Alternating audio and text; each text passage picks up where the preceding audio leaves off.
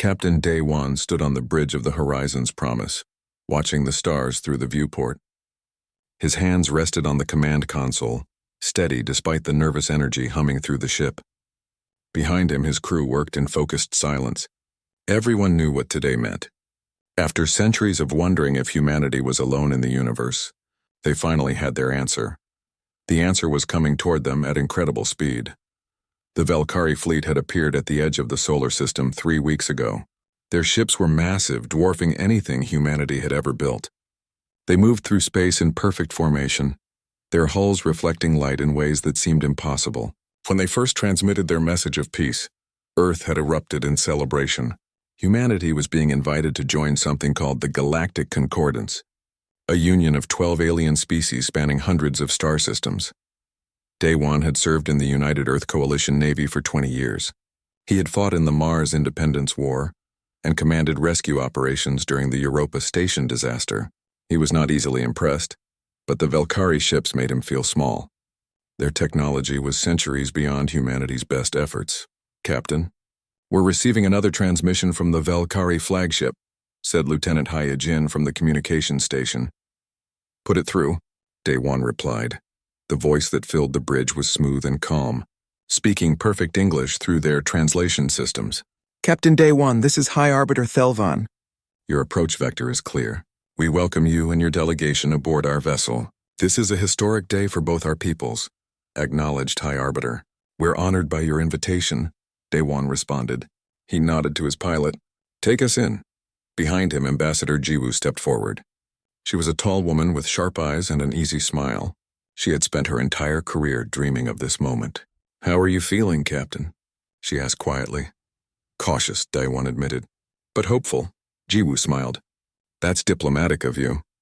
Also on the bridge was Dr. Hana, the mission's lead xenobiologist. She had been studying every piece of information the Valkyrie had shared about their biology and culture. Her tablet was covered in notes and diagrams. Unlike Jiwoo's excitement, Hana seemed thoughtful, almost worried. "Something on your mind, Doctor?" Day Wan asked. Hana looked up from her tablet. "Just trying to understand them. They've been very generous with cultural information, but there are gaps." "Important gaps, like what?" Jiwoo asked. "Like how their government actually works. Who holds real power? What happened to species that refuse to join their concordance?" Hana shook her head. "Maybe I'm being paranoid. First contact protocols make everyone nervous. The Horizon's Promise docked with the Valkyrie flagship without incident. The airlock opened with a hiss of equalizing pressure. The human delegation consisted of 12 people. Ambassador Jiwoo, Dr. Hana, Captain Day Wan, Engineer Taemin, and 8 others representing different aspects of human civilization. The Valkyrie who greeted them were stunning. They stood nearly 7 feet tall with smooth blue-gray skin and 4 arms. Their eyes were large and dark, showing depths of intelligence. They wore flowing robes that seemed to shift colors as they moved. High Arbiter Thelvan led the welcoming party, his movements graceful and precise. "Welcome, friends from Earth," Thelvan said, spreading all 4 arms in what the humans had learned was a gesture of openness. "You cannot imagine how long we have waited to meet you." The tour of the Valkyrie flagship took 3 hours. The technology was overwhelming. The aliens showed them gravity manipulation systems, energy sources that seemed to draw power from empty space, and medical facilities that could regrow entire limbs in days. They walked through gardens growing under artificial suns where plants from a dozen worlds grew together. They saw star charts showing the Concordance's territory, spanning a quarter of the galaxy. Everything was impressive. Everything was perfect. Too perfect, Hana thought. During a break in the tour, she noticed something odd. One of the Valkyrie crew members, smaller than the others, kept his head down when the delegation passed. His robes were different, simpler. When she tried to make eye contact, he looked away quickly. She saw something in his expression that surprised her. Fear.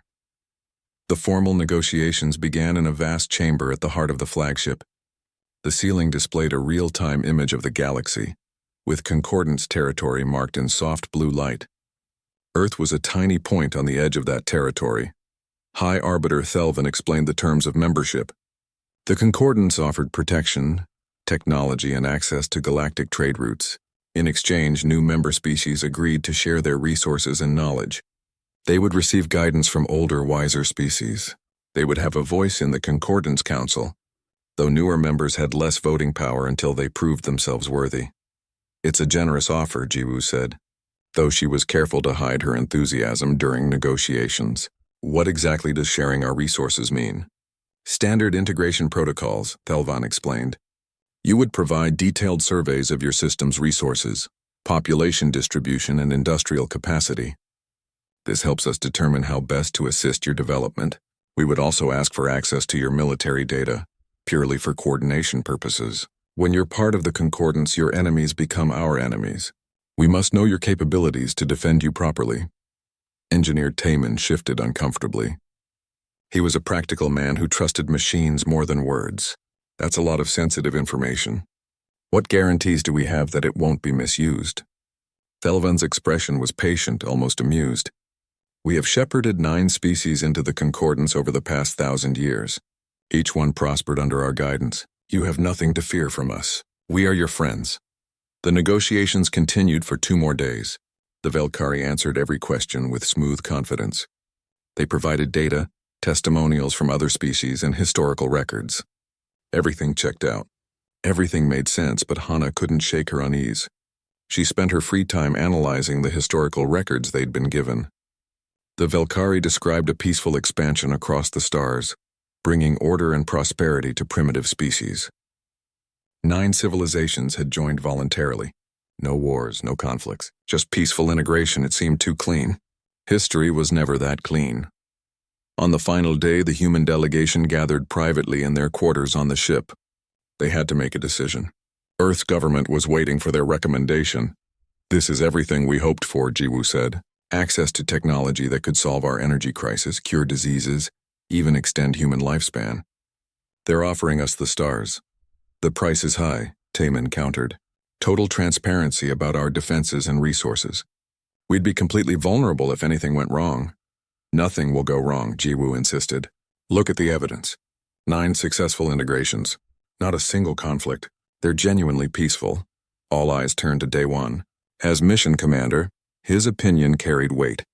He thought about the Velkari ship, so powerful and advanced. He thought about humanity's small fleet, scattered across a single solar system. He thought about the opportunities and the risks. We recommend acceptance, he said finally, but with monitoring protocols. We share information gradually, not all at once. We maintain our own defense systems even as we integrate theirs. We go into this with our eyes open. Jiwoo nodded. I can work with that. The signing ceremony was broadcast across Earth. Billions watched as Ambassador Jiwoo placed humanity's seal on the first contact accords. High Arbiter Thelvan welcomed humanity into the Galactic Concordance with words of friendship and hope. Celebrations erupted in every major city. Humanity had finally joined the galactic community. On the Horizon's promise, as they prepared to return to Earth, Dr. Hana stood alone in the observation deck.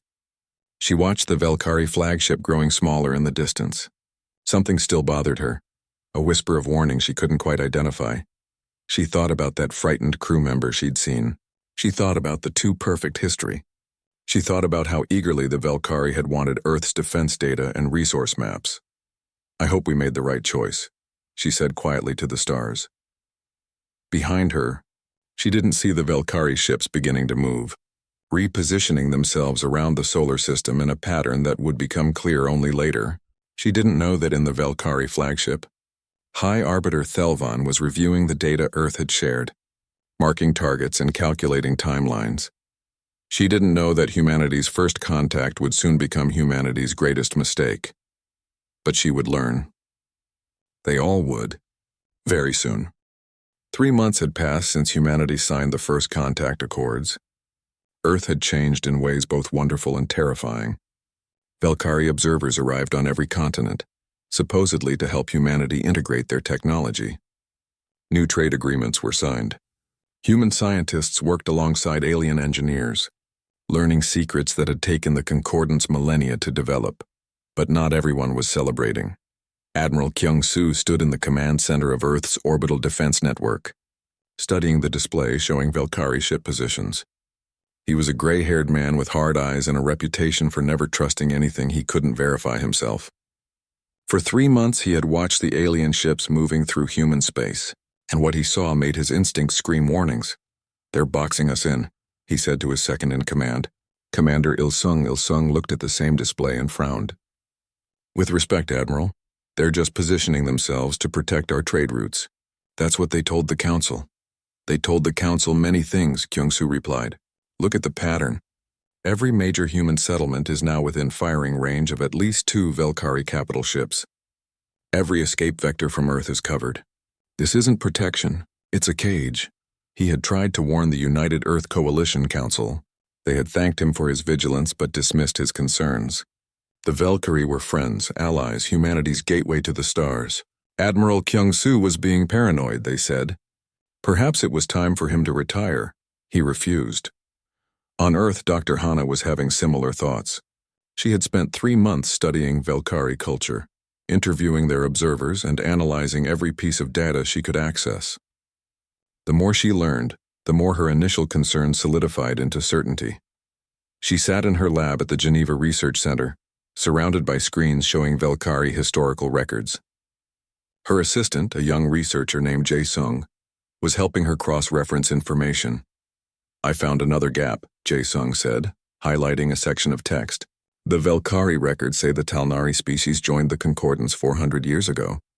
But there's no mention of what the Talnari civilization looked like before contact. No art, no literature, no cultural records. It's like they didn't exist until the moment they joined." Hana leaned forward. "Check the other species. All 9 of them." It took 2 hours, but the pattern was clear. Every species that joined the Concordance had their pre-contact history erased or minimized. The official records focused only on their integration and the prosperity that followed. But there were no stories of resistance, no accounts of cultural conflict, no messy reality of 2 civilizations meeting.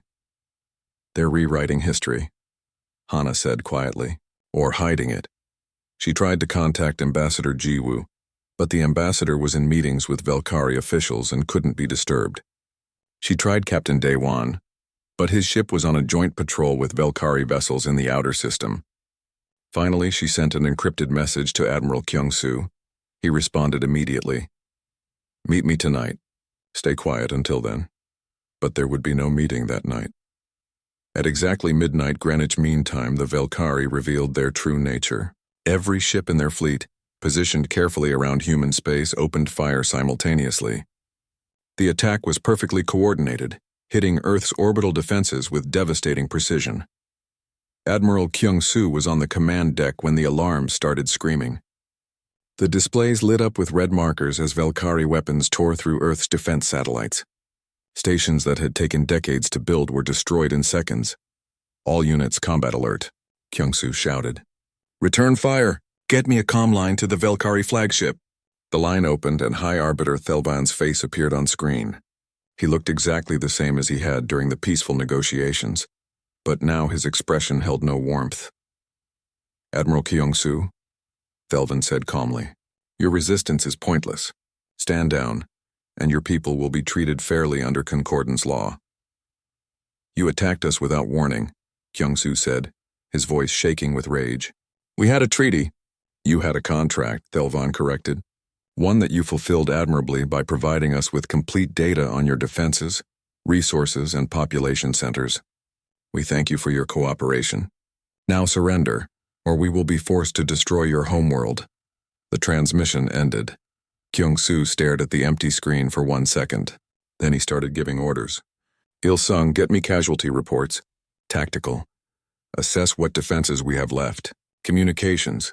Send an emergency broadcast to every human ship in the system. And someone get me Captain Daewon now."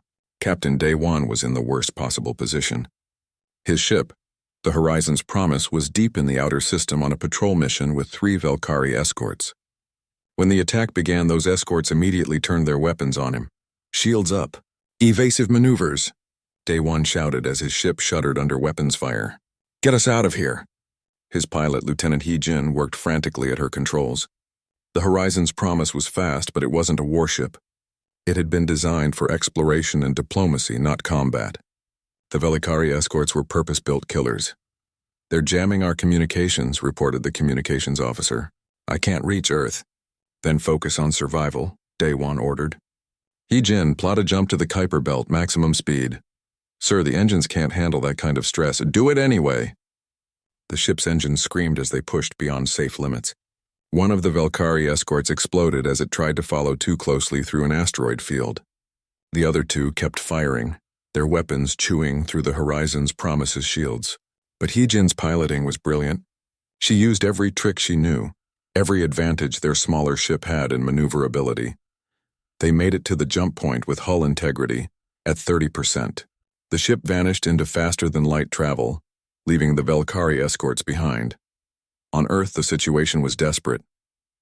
Valkyrie ships hung in orbit over every major city, their weapons aimed at billions of people. The United Earth Coalition Council received Thelvan's ultimatum: surrender within 48 hours or face extermination. The terms were brutal. Humanity would become a servitor species within the Concordance. Their technology would be confiscated, their population would be divided, with the strong sent to serve as soldiers in Concordance wars, and the rest assigned to labor in mining operations across the Empire. Human government would be dissolved. Human culture would be preserved in museums, but the living practice of it would be forbidden.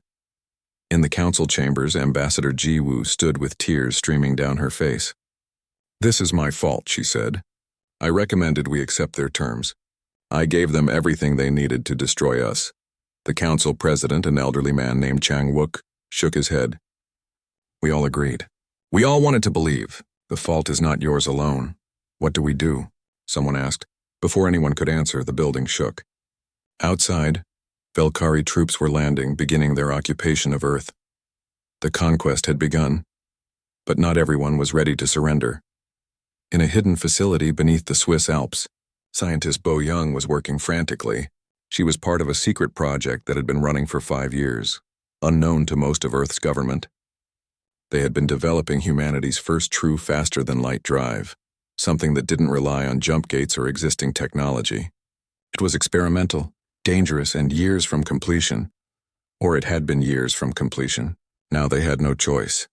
"We need to evacuate," her team leader said. "The Valkyrie will find this facility eventually." "Not yet," Bo Young said, her hands flying across her keyboard. "I'm downloading everything to portable drives. This research is humanity's only hope." She worked until she heard explosions in the distance. Then she grabbed the drives and ran. Admiral Kyung-soo was also refusing to surrender. He had managed to evacuate 15 warships and twice as many civilian vessels before the Valkyrie locked down Earth orbit. Now he was gathering them at a hidden location in the Kuiper Belt, far from any mapped human installation.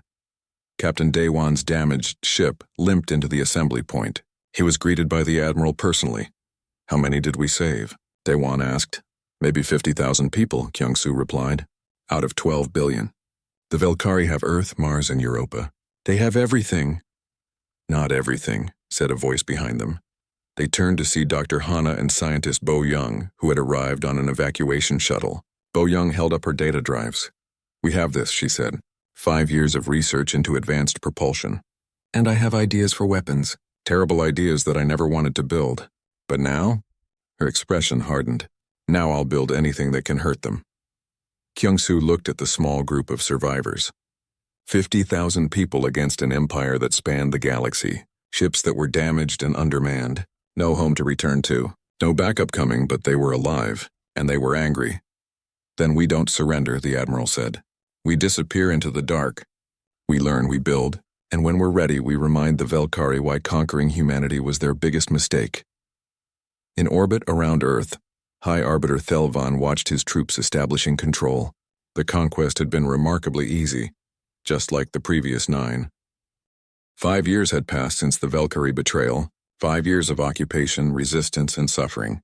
Earth had become a prison planet, divided into zones controlled by different Valkyrie military units. The great cities of humanity still stood, but they were shadows of what they had been. Valkyrie symbols hung where human flags once flew. In the ruins of Seoul, a young man named Sung-ho crouched in the darkness of a collapsed building. He was 24 years old, though he looked older. Everyone looked older now. The occupation had aged them all. He watched a Valkyrie patrol moving through the street below. 4 alien soldiers, armed with energy weapons that could cut through concrete. They moved with casual confidence as conquerors do. They had no reason to fear humans anymore. Sung Ho raised his hand, giving a signal. Around him, 5 other resistance fighters moved into position. They were armed with human weapons, old military rifles that the Velkari considered primitive. But primitive weapons could still kill. The ambush was quick and brutal. The Velkari patrol died before they could send a distress signal. Sung Ho's team stripped them of their weapons and disappeared back into the ruins. Another small victory in a war of small victories. "Good work," said the team's leader, a woman named Unji who had been a police officer before the invasion. "But we need to move fast. They'll send reinforcements." They were right. Within minutes, Velkari aircraft screamed overhead, searching for the attackers. But the ruins of Seoul were a maze, and the resistance knew every hiding place. They escaped, taking their captured weapons to one of the hidden supply caches scattered throughout the city. This was life now. Hit and run, steal supplies, survive. Small acts of defiance against an empire that controlled the galaxy. But the resistance was more organized than the Velkari knew. Deep beneath the ruins of Geneva, Dr. Hana coordinated a network that spanned the occupied territories. She had aged dramatically in 5 years, her hair now streaked with gray, her face lined with stress. But her mind was sharper than ever. Her underground facility housed the Resistance's communications hub. From here, she maintained contact with dozens of cells across Earth, Mars, and Europa. She coordinated supply runs, shared intelligence, and kept hope alive. "We have a problem," said her assistant Jae Sung, who had stayed with her throughout the occupation. "The Velkari are implementing new identification systems in the European zones. Bioscanners at every checkpoint. It's going to make movement much harder." Hana studied the reports on her screen. The Velkari were adapting, learning from their failures. 5 years ago, they had expected humanity to break quickly. Instead, resistance had grown. Now they were tightening control. "Send the information to all cells," she said, "and tell Bo Young we need those scrambler devices ready faster." Bo Young was the key to everything. She was working in a secret facility on Titan, one of Saturn's moons. The Velkari had never found it, hidden as it was in the frozen wasteland. There, she led a team of scientists and engineers working on projects that would change everything. The facility was small, cramped, and cold. Resources were limited, but what they had accomplished in 5 years was remarkable. "The quantum drive is ready for testing," Bo Young announced to Admiral Kyung-soo during a secure video call. "Not perfect, but functional. We can move ships instantly across distances that would take the Velkari days to travel." Kyung-soo, now leading the resistance fleet from hidden bases in the outer system, leaned forward. "How reliable is it?" 70% success rate, Bo Young admitted. "The other 30%. Well, the ship usually survives, but the crew experiences severe disorientation. We're working on it." 70% will have to do, Kyung-soo said. "What else do you have?" Bo Young's smile was grim. "Weapons that exploit quantum entanglement to bypass Velkari shields. Ships with adaptive armor that learns from incoming fire. And something special." She held up a neural interface device, a slim band designed to fit around a human head. "This links human minds directly to ship systems. Response time increases by a factor of 10. Humans with this device can think and react faster than any Velkari pilot." "What's the cost?" Kyung-soo asked. He had learned that nothing came free. "It's painful," Bo Young said honestly. "The neural load is intense. Long-term effects are unknown. But in combat, it gives us an edge we've never had." On the Horizon's Promise, Captain Daewon was dealing with his own challenges. His ship had become the flagship of a guerrilla fleet that harassed Velkari supply lines. They hit convoys in the outer system, stole resources, and disappeared before reinforcements arrived. But the cost was high. They had lost 6 ships in the past year alone. Good people, friends all gone. And for what? The Velkari still controlled Earth. Humanity was still enslaved. "Captain, we're receiving an encrypted message from Admiral Kyung-soo," his communications officer reported. "He wants all ship commanders at the Titan facility. Says it's important." Daewon knew what that meant. Something was about to change. The gathering at Titan brought together the scattered remnants of humanity's military leadership. 20 ship captains, commanders of resistance cells, and key scientists crowded into Bo Young's largest conference room. Admiral Kyung-soo stood at the head of the table, looking older but no less determined. 5 years, he began. 5 years of hiding, running, and dying slowly. The Velkari think we're beaten. They've moved most of their occupation forces off Earth, using our people as slaves in their other territories. They think the resistance is just a minor annoyance." He paused, letting that sink in. "They're wrong. We've been preparing, learning, building, and now we're ready to hit back." Bo Young stood up, activating a holographic display. It showed Earth, Mars, Europa, and the positions of all known Valkyrie forces. "This is Operation Breakpoint, a coordinated uprising across all occupied territories, supported by our fleet using new technology. We strike everywhere at once. We break their control or we die trying." The room was silent. Everyone understood what was being proposed. This wasn't another guerrilla raid. This was war, real war, against an empire that had conquered the galaxy. "The odds are bad," Captain Dewan said quietly. "Worse than bad." "The odds have always been bad," Dr. Hana replied through the video link. "But we have something the Valkyrie don't understand. We have nothing left to lose, no home to protect, no comfortable future to preserve. We are already dead. This is just us choosing how we die." Sung Ho, who had been brought to Titan to represent the ground resistance, spoke up. "The people on Earth are ready. We've been waiting for this. Give us the signal and we'll burn their occupation to the ground." One by one, the commanders agreed. Operation Breakpoint would proceed. The preparation took 3 months. Dr. Hana's network distributed weapons and equipment to resistance cells across occupied Earth. Bo Young's team finished the last of the quantum drives and neural interfaces. Admiral Kyung-soo trained his fleet with the new technology, accepting the casualties that came with experimental systems. A test pilot named Jin-A volunteered to be the first to use the full neural interface system in combat conditions. She was a veteran pilot, one of the survivors of the initial invasion. When they activated the interface, she screamed. The pain was intense, overwhelming. But when it passed, she looked at her hands with wonder. "I can feel the ship," she whispered. "It's like it's part of my body. I can sense everything. Can you fight with it?" Bo Young asked. Ginny smiled. "Try and stop me." On Earth, the resistance cells received their final orders. Sung Ho gathered his team in the ruins of Seoul. They had been joined by hundreds of others, people who had been waiting for a chance to fight back. They were armed with a mix of stolen Valkyrie weapons and human-made explosives. 5 years ago, they took everything from us, Sung Ho said to the assembled fighters. "Our homes, our families, our freedom. Tomorrow we take it back. Tomorrow we remind them that humans don't break. We bend, we adapt, but we don't break." The fighters cheered, their voices echoing through the ruins. In orbit above Earth, the Valkyrie occupation commander received reports of unusual activity in the resistance sectors. Increased movement, communications chatter, supply runs. He noted it in his logs but wasn't concerned. The resistance had tried uprisings before. They always failed. He had no idea that this time, humanity was bringing new tools to the fight.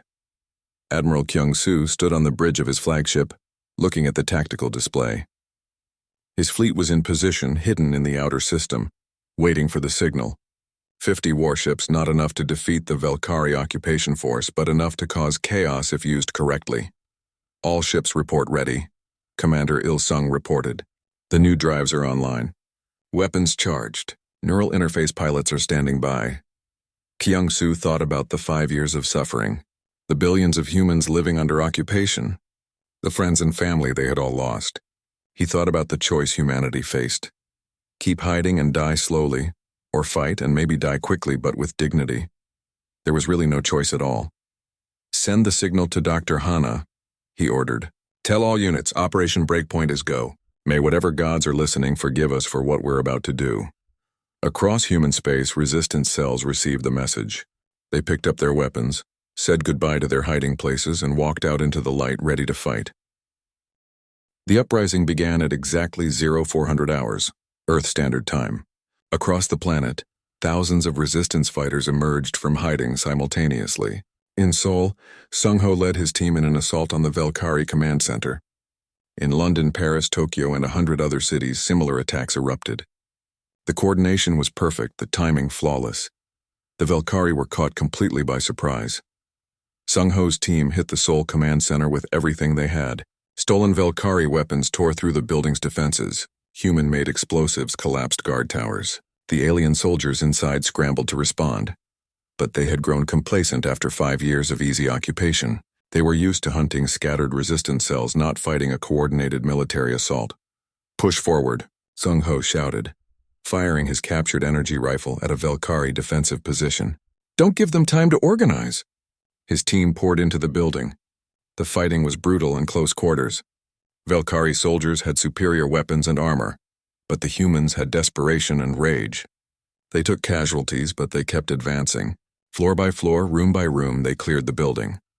On the top floor, Sung Ho found the occupation commander, a high-ranking Velkari officer trying to send a distress call. Sung Ho shot the communications equipment first, then aimed his weapon at the alien.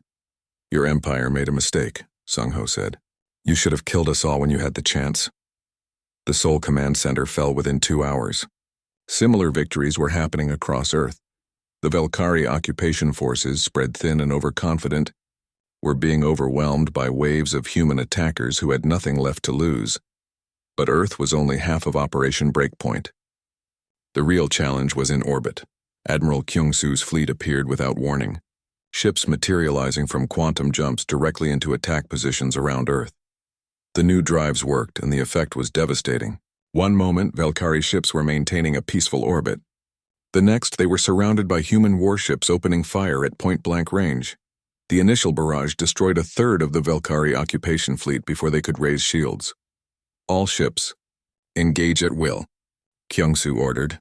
"Show them what 5 years of hate looks like." The battle became chaos. Velkari ships, larger and more powerful, tried to form defensive formations. But the human ships were using tactics the aliens had never seen. They jumped in, fired, and jumped out before return fire could hit them. They appeared from impossible angles, attacked, and vanished. And then there were the pilots with neural interfaces.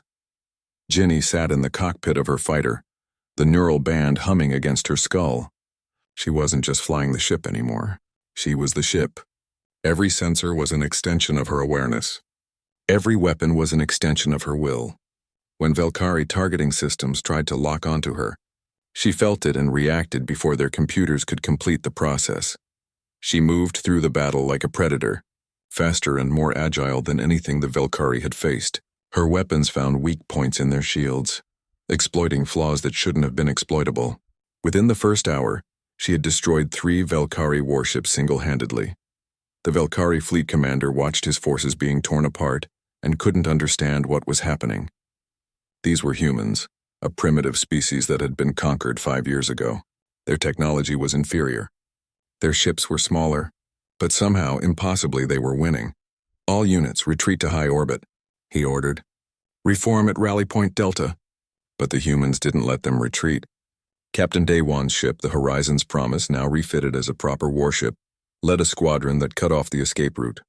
His weapons, designed by Bo Young to bypass Velkari shields through quantum entanglement, punched through defenses that should have been impenetrable. "No mercy," Daewon said coldly. "They gave us none. We'll give them none." The battle for Earth lasted 18 hours. When it ended, the Velkari occupation fleet was destroyed. Debris filled the orbit, pieces of alien ships spinning slowly in the void. Human casualties were high.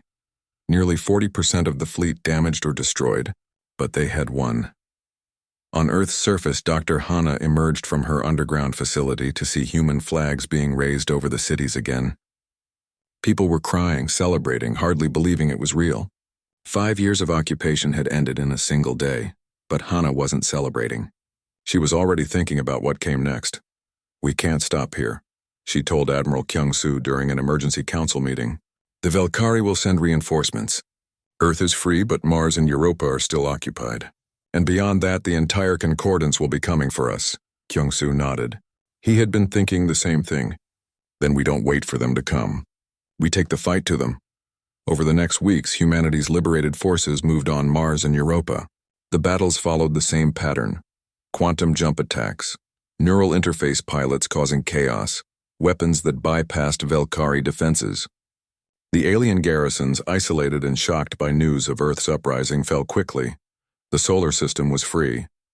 But the victory had consequences that rippled across the galaxy. The Velkari Empire convened an emergency session of the Concordance Council. High Arbiter Thelvan, who had overseen humanity's conquest, stood before the assembled representatives of 12 species. This rebellion cannot be allowed to stand, Thelvan said. If other servitor species see that resistance is possible, our entire structure will collapse. We must destroy humanity completely. No survivors, no second chances. The council debated for days. Some species argued for negotiation. Others wanted overwhelming force. But all agreed on one thing. Humanity had become a threat that could not be ignored. They assembled the largest war fleet in Concordance history. 500 capital ships, supported by thousands of smaller vessels. It was a force designed to crack planets and burn solar systems. They aimed it at Earth. When Dr. Hana received intelligence about the fleet, she felt her blood run cold. "We can't fight that," she said to the council. "Our entire fleet would last maybe an hour against those numbers." "Then we don't fight them head-on," said Bo Young. "We've been working on something. It's dangerous, probably insane, but it might work," she explained her plan. It involved using quantum drives not just for movement, but as weapons. By creating unstable quantum fields in the path of the Velkari fleet, they could potentially disrupt enemy ships' power systems, maybe even cause catastrophic failures. The problem was it had never been tested on such a scale. "If it fails, we're defenseless," Captain Daewon said. "If we don't try, we're dead anyway," Sung Ho replied. He had been brought into the military planning as the voice of the ground resistance. "I say we do it." The human fleet met the Velkari armada at the edge of the solar system. The size difference was absurd. 500 alien warships against humanity's remaining 50. The Velkari commander broadcast a message demanding immediate surrender. Admiral Kyung-soo replied with a single word: "No." The battle began, and it was brutal. Human ships darted and weaved, using their quantum drives to avoid the worst of the enemy fire. Neural interface pilots like Genie performed maneuvers that should have been impossible, but they were being overwhelmed. For every Velkari ship they destroyed, they lost 3 of their own. Then Bo Young activated her weapon. The quantum disruption field spread through space like a ripple in water. When it hit the Velkari fleet, systems started failing. Power conduits overloaded. Shields flickered and died. The massive armada found itself suddenly vulnerable, ships dead in space or operating at reduced capacity. "Now," Kyung-soo ordered. "Hit them with everything." The human fleet tore into the disabled Velkari ships. It was a slaughter, but this time humanity was doing the slaughtering. Ships that had seemed invincible were destroyed one after another. The Velkari tried to retreat, but the quantum field affected their jump drives. They were trapped. When the battle ended, over 300 Velkari ships were destroyed or captured. The remainder fled, broadcasting warnings about humanity's new weapons. High Arbiter Thelvan watched the battle reports in disbelief. This was impossible. Humanity had been a conquered species, primitive and weak. How had they become this? He sent one final message to the Concordance Council. Humanity is not like the others. They don't just resist, they evolve. They learn. They weaponize everything, even their own biology. They are dangerous in ways we never anticipated. If we don't destroy them now, they will become a threat to our entire empire. But it was too late for that warning. The message was intercepted by human intelligence, translated and broadcast across every occupied world in the Concordance. Dr. Hana made sure of it. She wanted every enslaved species to hear that resistance was possible, that the great Velkari Empire could bleed. In the aftermath of the battle, Admiral Kyung-soo stood on the bridge of his flagship, looking at the debris field that had been an armada. They had won again against impossible odds. But the cost had been terrible. They had fewer than 30 combat-capable ships left. "What do we do now?" Commander Il-sung asked. Kyung-soo thought about it. They could hide, rebuild, wait for the next attack. Or they could do something that had never been done in Concordance history. 10 years had passed since humanity broke free from the Velkari Empire. 10 years of rapid expansion, technological advancement, and fundamental change. The solar system was no longer humanity's cage.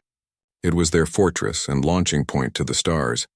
Captain Daewon stood on the bridge of the Defiant Dawn, humanity's first true battleship, designed from the ground up with their new technology. He was older now, his hair fully gray, but his eyes remained sharp. Around him, his crew worked with the efficiency of veterans who had seen too much war. "Captain, we're receiving a distress signal," reported the communications officer, a young woman named Min-ji. "It's from a species called the Rindal. They're on the edge of concordant space. Says they're facing first contact with Velkari ships and requesting assistance. Dewan felt something tighten in his chest. He remembered his own first contact, the hope and trust that had been betrayed. How far? 3 days at maximum jump speed, the navigator replied. Set course, Dewan ordered. And send a message to Admiral Kyung-soo. Tell him we're going in. The past decade had transformed humanity in ways that still amazed Dewan. The desperate innovations created during the occupation had become the foundation of a technological revolution. Quantum drives were now standard on every ship.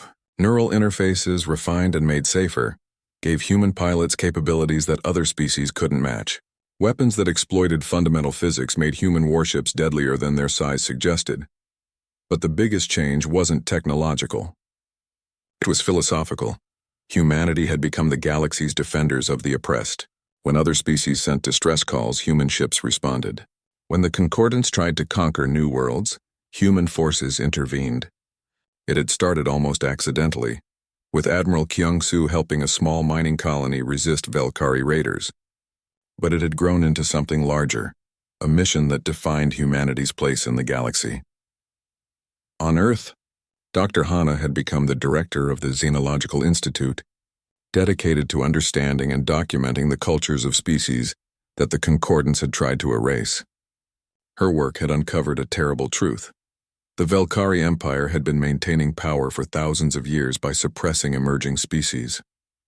The 9 civilizations that supposedly joined peacefully, they had all been conquered, their histories rewritten, their resistance forgotten. She sat in her office reviewing the latest findings with her longtime assistant Jae-sung.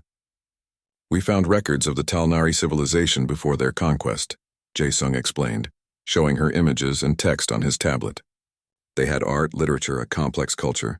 The concordants wiped it all out and replaced it with propaganda about how joining the empire saved them from primitive chaos.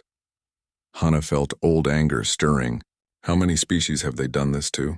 At least 40 that we can document. Probably hundreds over their history. Then we need to make sure everyone knows, Hana said. Start broadcasting this information on all frequencies.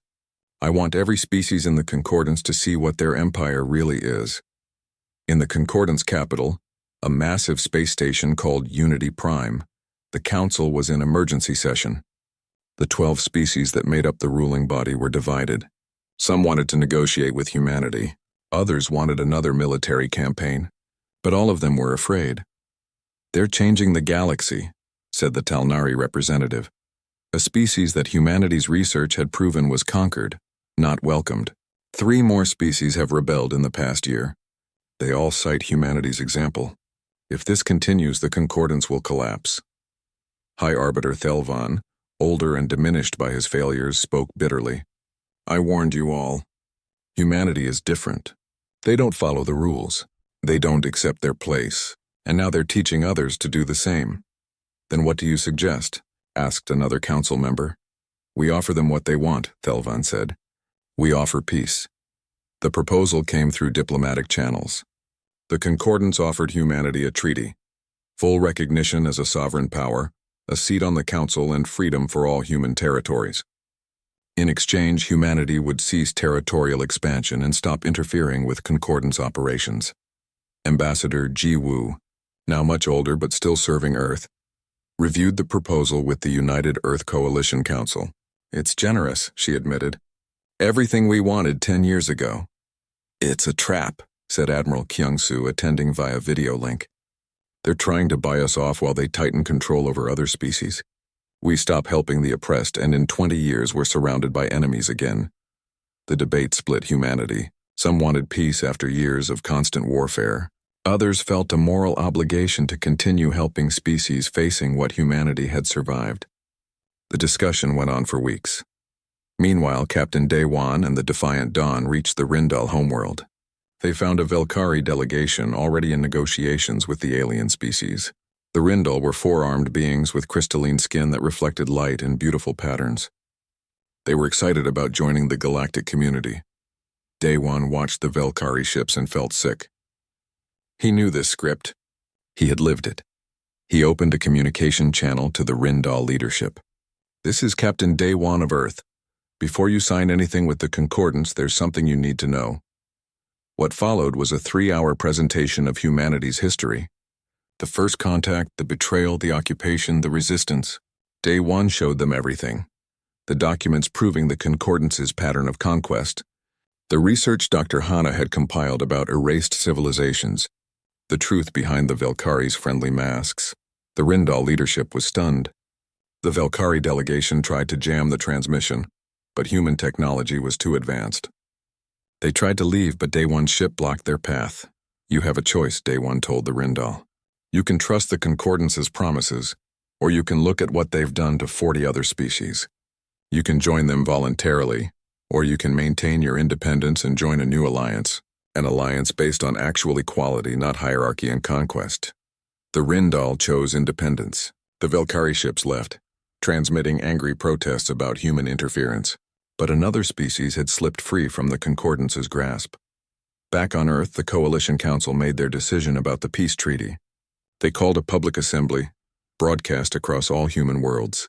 Ambassador Ji-woo stood before billions of viewers. The Concordance has offered us peace, she began. A seat at their table, recognition of our sovereignty, an end to conflict. 10 years ago, I would have accepted immediately. That's who I was then. Someone who believed in compromise and cooperation above all else.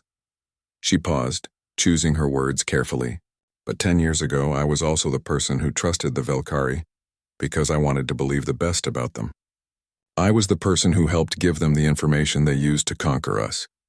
I learned from that mistake. The Concordance isn't offering peace. They're offering a bribe. They want us to stop helping other species resist them. They want us to look away while they continue their empire of slaves. And I say no. Humanity says no. The crowd erupted in cheers. Ji-woo waited for them to quiet before continuing. But we're not declaring war either. We're offering an alternative. Today we're announcing the formation of the Free Species Alliance. Any civilization that wants independence, that wants genuine equality, that rejects the Concordance's hierarchy, can join us. We'll defend each other. We'll trade as equals. We'll explore the galaxy together. As friends, not as masters and servants. The announcement changed everything. Within a month, 6 species had joined the alliance. Within a year, 23. Species that had been part of the Concordance for centuries were leaving, inspired by humanity's example and protected by humanity's military strength. The Velkari Empire faced rebellion on multiple fronts. Their 1,000-year dominance was crumbling. High Arbiter Thelvan, facing calls for his removal, made one last attempt to salvage the situation. He requested a personal meeting with humanity's leadership. They met on a neutral station. Thelvan, looking old and tired, faced Admiral Kyung-soo, Dr. Hana, Ambassador Ji-woo, and Captain Daiwan. You're destroying the order that has kept the galaxy stable for millennia, Thelvan said. The Concordance brought peace to hundreds of worlds. You brought slavery, Hana replied coldly. You conquered civilizations and erased their histories. You built your peace on the backs of species you crushed. And what will you build? Thelvan challenged. Your alliance will fracture. Species will fight each other. The chaos will be worse than anything the Concordance did. Maybe, Admiral Kyung-soo said, maybe our alliance will fail. Maybe we're not wise enough to build something better, but we're going to try anyway. Because the alternative is accepting your empire of chains. Thelvan looked at them and finally understood. Humanity wasn't going to stop. They weren't going to compromise. They had been broken once and had rebuilt themselves into something the galaxy had never seen, a species that refused to accept the old rules. You'll regret this, Thelvan said quietly. You're making enemies across the galaxy. We already had enemies, Captain Daiwan replied. Now we have friends too. That's the difference. The meeting ended without agreement.